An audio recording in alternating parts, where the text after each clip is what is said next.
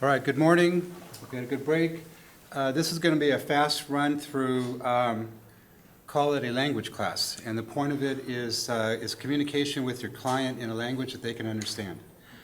And this will be, my co-authors are Jared Abraham and Jim Canyon from AquaGeo Frameworks, and this is about a study done on the coast of California with a basis of studies done here in southern Florida.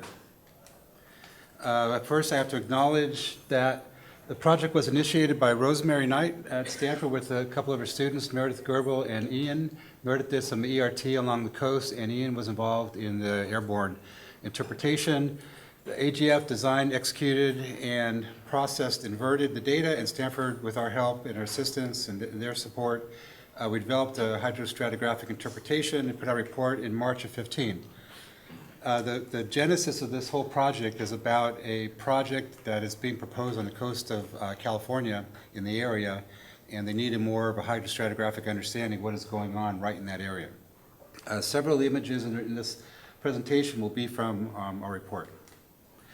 The presentation will cover data acquisition, the conversion from chloride, from resistivity to chloride concentration, and look at the distribution of the chloride concentrations, and then one of the big questions we get around the world is what is our sensitivity, what is our degree of confidence in what we're presenting?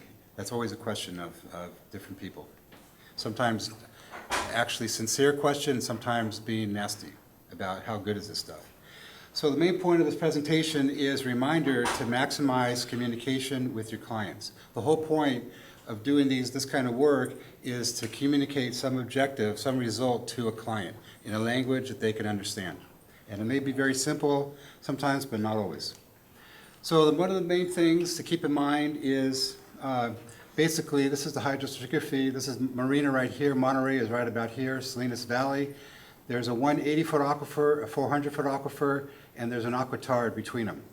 And the idea was there's intrusion and fresh water in these zones, and the idea is to map all those different zones.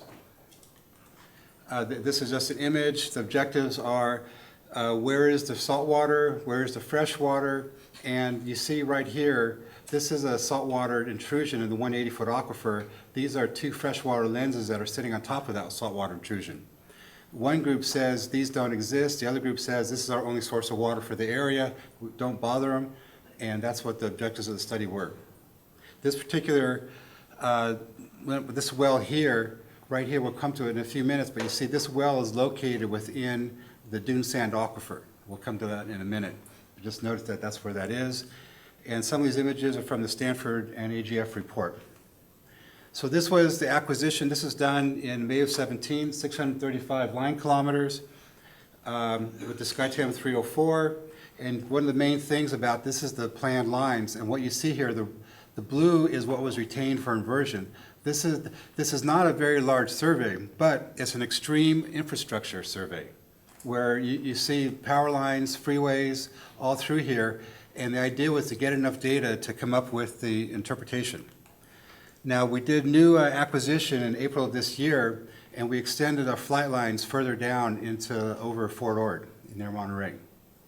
And this is a continuing project. There's different commissions and courts and lawyers involved. Mostly lawyers are driving the whole thing.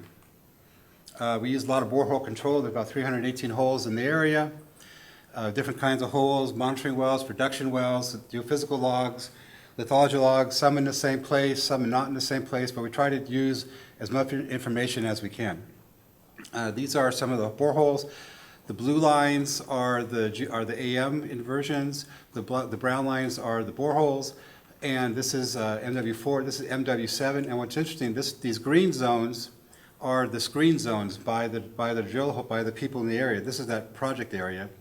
And what's interesting is they screened above and below this freshwater lens right here. And that was not by accident. They wanted to show there was no fresh water in the area. We screened 3 different zones, we found no fresh water. It's an objective in some cases.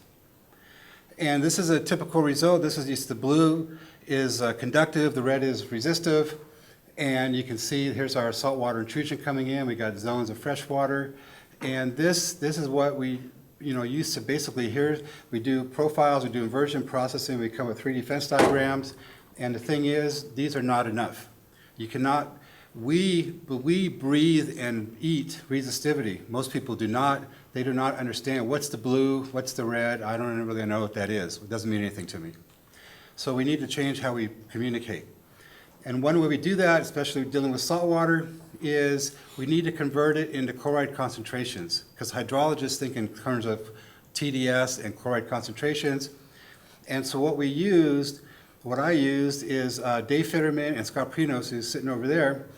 They've been working here for like the last 20 years in Florida, and they developed these relationships between airborne formation resistivity, which is our airborne resistivity, to water resistivity in the borehole, and then from the water resistivity in the borehole to chloride concentration.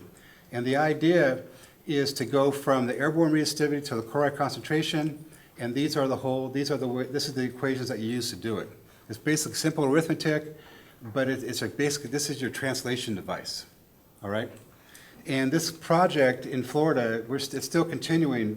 We're involved in mapping in southern Miami-Dade County. We did 16, 18, 19, and maybe another 2 or 3 years to look at changes in chloride concentration along the coast in southern Florida.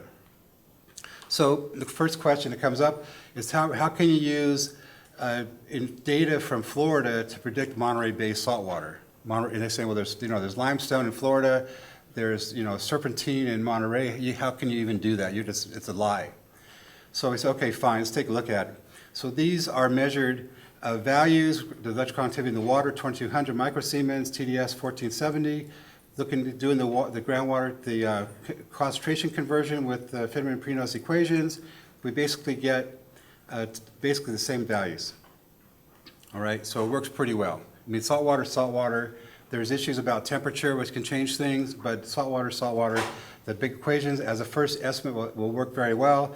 If you have the data available from your local area, that's what you should use. But if you don't, this will start. So other locations in the area work fine. And so the answer to that comment was that these relations are reliable. So now we go from just talking about resistivity profiles to talking about chloride concentration. This is our color scale, 1 to 250, and this is very fresh water. This is pretty good water. This is getting brackish and quite brackish, and then you're in heavy concentrations up here. Saltwater, seawater is about 19,000 or so, even higher, 40,000, 35,000.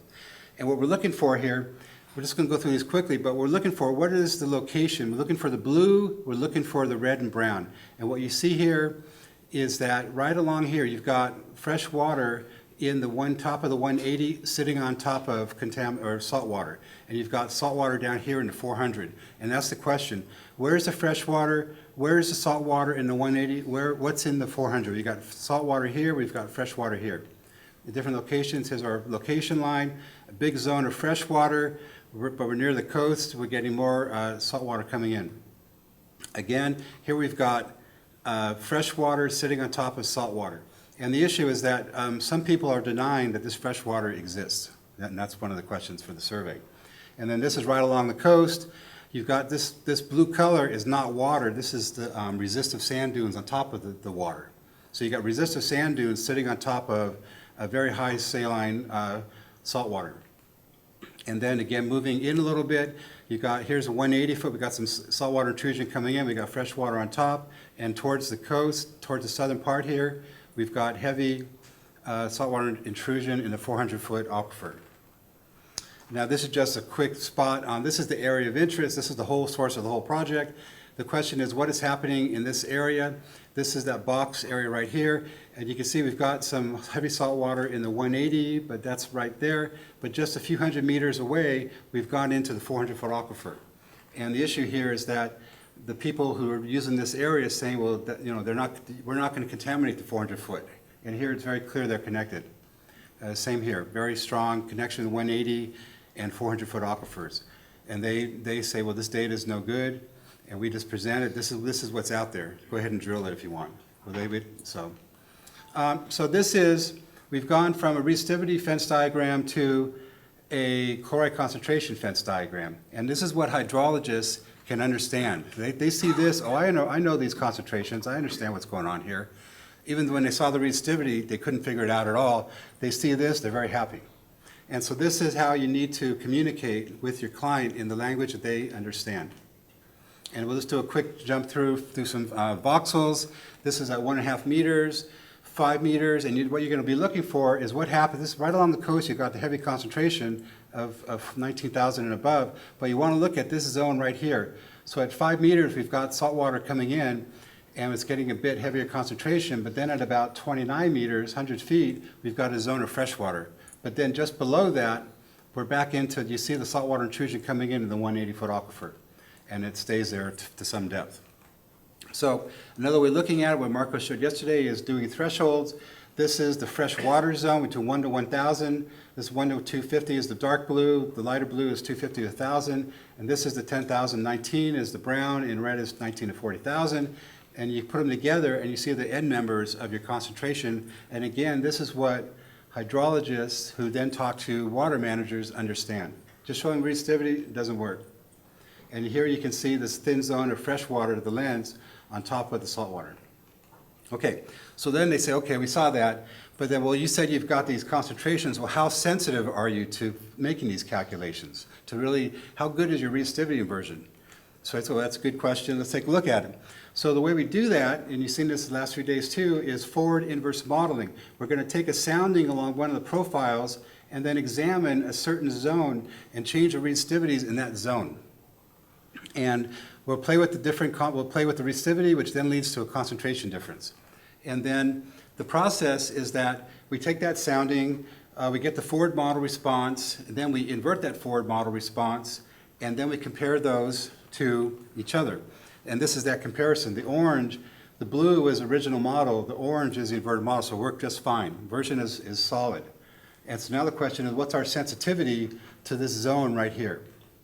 And what we're going to do is we're going to change the resistivity of a couple of layers right there. And these are the different concentrations we're going to use, from 200 to 20,000. And the question is, what's your sensitivity to this variation in chloride concentration? And I'm sure you already know the answer, but we'll go through it. And we have very high sensitivity. Different colors, we got very good sensitivity all the way along.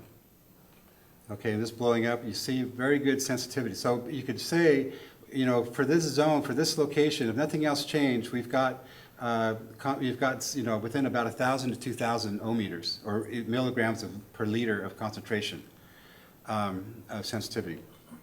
And so even down to 20,000, you could see different groups. So now we'll just compare resistivity, the inversions, forward inverse modeling to the chloride concentrations back to side, going through the same thing. And you see they're basically mirror images for each other. One person may look at the resistivity, the other person will look at the chloride concentrations for their language, understand what they're looking at. And so this very strongly presents to the client to say there's confidence in what we're telling you, this is the concentration, this is what it is. And so in summary, basically, when we do our exploration, we can't be talking in terms of resistivity. We've got to be talking in terms of their language. Otherwise, we're not communicating. And it has to be in a form that they can understand, or their consultants can understand. And so we could think in terms of resistivity. They're going to be thinking in terms of TDS and chloride concentrations. And between the different inversion codes and the well sampling lab analysis, there's high confidence in our sensitivity to the variations in resistivity and chloride concentration. And then a current interpretive deliverable I'm working on is what we're seeing is that, so we believe you now that these chloride concentrations are good. Now we need to put them into a groundwater model. And so what we're doing now is I'm working on developing the output and exported product as a mod flow model. Because what we find is that the hydrologists, the groundwater modelers who are taking our data are not sometimes looking at it in the right way of the top and bottom of a layer and things like that. So it's better, I think, that we give them the actual mod flow model and they can then do what they want to do with it. And that's it. I'd like to thank we're going to thank Keith Vandermatten, his general manager, and his staff at the Marina Coast Water District. They're the ones who need this information, and they've been very appreciative of what we've been delivering.